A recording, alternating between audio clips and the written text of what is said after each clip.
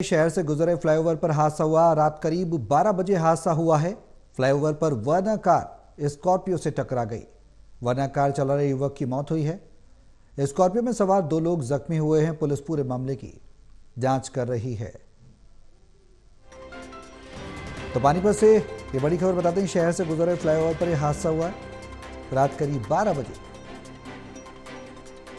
हादसा हुआ है।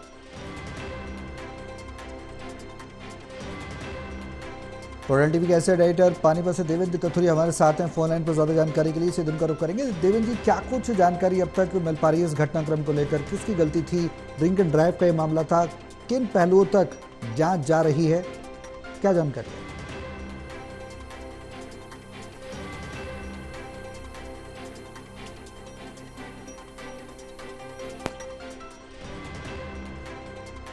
देवेंद्र, आवाज आ रही है आपको? अब सुनाऊं सौरभ, ये बहुत दर्दनाक हादसा हुआ है। रात को करीब 12 बजे पानीपत शहर के ऊपर 10 किलोमीटर का फ्लाईओवर है, कॉरिडोर है जी, जो चढ़ता है एक बार 10 किलोमीटर के बाद उतर पाता है। फ्लाईओवर है, मतलब स्पीड से गाड़ियां दिल्ली की तरफ आती जाती है। रात करीब 12 बजे एक वर्ना गाड़ी थी जो पानीपत के टोल से समालखा की ओर जा रही थी। इस गाड़ी में कार में 3 दोस्त सवार थे जिनकी उम्र 19-20 साल है।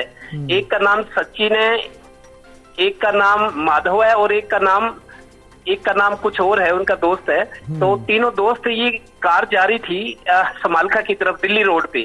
तो अचानक कार डिवाइडर को तोड़ती हुई दूसरी साइड चली गई और दिल्ली की तरफ से पंजाब नंबर की स्कॉर्पियो आ रही थी जो संभवतः पंजाब जाती करनाल होते हुए, तो उस गाड़ी से टकरा गई। एक्सीडेंट इतना भयंकर था कि कार में जो सवार थे तीनों दोस्त 19-20 साल की उम्र के जवान थे। 2 की तो मौके पर मौत होगी, एक की सुबह अस्पताल में मौत हुई है। और जो स्कॉर्पियो गाड़ी थी पंजाब जा रही थी, उसके 2 लोग घायल हैं उस गाड़ी में। लेकिन कार वाले जो सवार थे तीनों, इनकी मौत हुई है, जवान मौत है। एक पानीपत के तहसील कैंप का रहने वाला है, एक वार्ड 11 का और एक सेक्टर 11-12 का। तो बड़ी दुखदायी सूचना है। और अभी थोड़ी देर पहले ही जैसे एक लड़के की मौत हुई है, उसके परिवार वाले बता रहे हैं कि उनको जैसे रात को फोन आया, वो गाड़ी भगा के 20-22 मिनट में पुल, क्योंकि फ्लाईओवर ऐसा है, फ्लाईओवर पर चढ़ने के बाद 10 किलोमीटर से पहले कोई कट नहीं है, यू टर्न लेके वापस आ सकते हैं। तो उसका ये आरोप है एक परिवार वालों का जिनका मौत हुई है कि वहाँ 112 नंबर की गाड़ियां, 2 गाड़ियां खड़ी थी, पुलिस वाले खड़े थे, भाई उनका तड़प रहा था, लेकिन उसको उन्होंने जहमत नहीं उठाई अस्पताल ले जाने की। उन्होंने खुद, लड़कों ने, उसके जो दोस्त थे वो, उन्होंने खुद लड़कों को उठा के थोड़ा आगे तक लेके, मतलब उनका खुला आरोप है कि इतना भयंकर एक्सीडेंट। और पुलिस ने कोई ध्यान, उनको अगर गाड़ी में बिठा के ले जाते कहीं अस्पताल, शायद उसकी जान बचाती, वो तो अलग बात है। लेकिन पुलिस पर लापरवाही का आरोप लगाया जा रहा है कि लोग, आने जाने वाले लोग भी, चूंकि व्यस्त मार्ग है, लोग भी वीडियो बनाते रहे, लेकिन किसी ने उठाने की कोशिश नहीं की। शायद कोशिश करते तो जान बच सकती थी। तीनों जवान मौतों के बाद शहर में, पूरे पानीपत में शोक की लहर है। और रात देर का वाकया है, 3 अलग अलग परिवारों में मातम छा गए हैं। जी देवेंद्र, जांच कहां तक पहुंची है और पुलिस की जो कार्यप्रणाली है इस पूरे वाकये की, घटनाक्रम के बाद पुलिस का क्या कुछ कहना है इस घटनाक्रम के बाद जो परिवार आरोप लगा रहा है, और जांच कहां तक पहुंची है? 2 सवाल बेहद है। देखिए, पुलिस की बाइट भी आई है। पुलिस वाले कह रहे हैं ऐसी बात नहीं है, हमने कोशिश की है। लेकिन परिवार वालों का ये कहना है, एक युवक का, कि जब हम वहां पहुंचे तो कुछ लोग बचाने की बजाय, मदद करने की बजाय वीडियो बना रहे थे। जैसा अक्सर इस तरह हमने पहले भी घटनाएं देखी हैं कि रोड एक्सीडेंट में वीडियो बनाने पर ज्यादा जोर होता है। बिल्कुल, शायद उनको ये हो कि हम ऐसे मदद करते हैं कि वीडियो व्हाट्सएप पे, यूट्यूब पे डाल के लोगों को इत्तला कर दे। लेकिन पुलिस भी वहां मौजूद थी।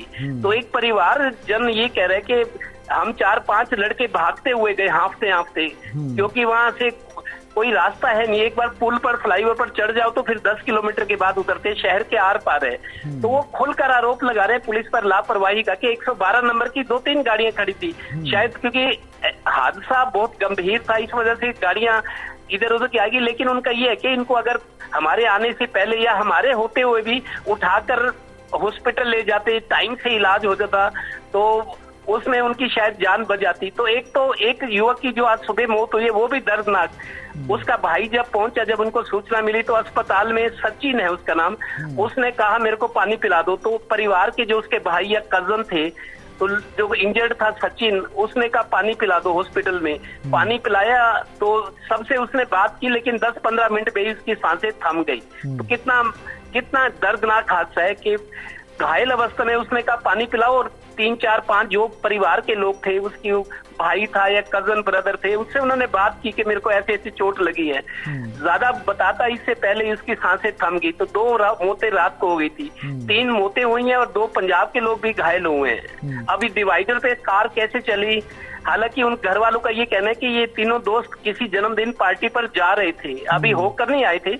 ये फैक्ट्री से चले थे तीनों, और ये कह रहे थे कि किसी जन्मदिन पार्टी में जाना। हो सकता है पुलिस जांच करेगी कि असलियत क्या है। जी, क्या ड्रिंक एंड ड्राइव का भी मामला हो सकता है, ऐसी आशंका जताई जा रही है, क्योंकि पार्टी करके आ रहे थे? देखिए, मेरा अपना अंदाजा, अनुभव ये कहता है सौरभ, या तो ड्रिंक एंड ड्राइविंग वाला हो सकता है, मैं पक्का नहीं कह रहा, लेकिन वो तो जांच करके पुलिस बताएगी, पोस्टमार्टम रिपोर्ट बताएगी। पोस्टमार्टम रिपोर्ट में आता है कि शरीर के अंदर से क्या है निकला है। या दूसरा मैं ये समझता हूँ ओवर स्पीड भी हो सकता है, क्योंकि कई बार ना हाईवे पे ओवर स्पीड मस्ती में युवा होते हैं, बातचीत करते हैं, उनका ध्यान ड्राइविंग की तरफ कम, गपशप में या हंसी मजाक में रहता है, वो एक वजह भी हो सकती है। बिल्कुल।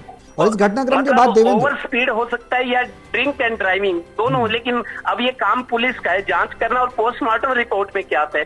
फिलहाल तो यह कि 3 जवान मौतों से 3 अलग अलग जगह पर मातम छा गए हैं। बिल्कुल देवेंद्र, और ये कहीं ना कहीं इस तरह का घटनाक्रम होना, जहां एक तरफ ये संकेत देता है कि माता पिता को अपने बच्चों को वाहन देने से पहले भी सोचना चाहिए, और अगर वाहन देते हैं तो किस तरह से वो सुरक्षित उनको रख पाएंगे, ये भी एक सवाल है।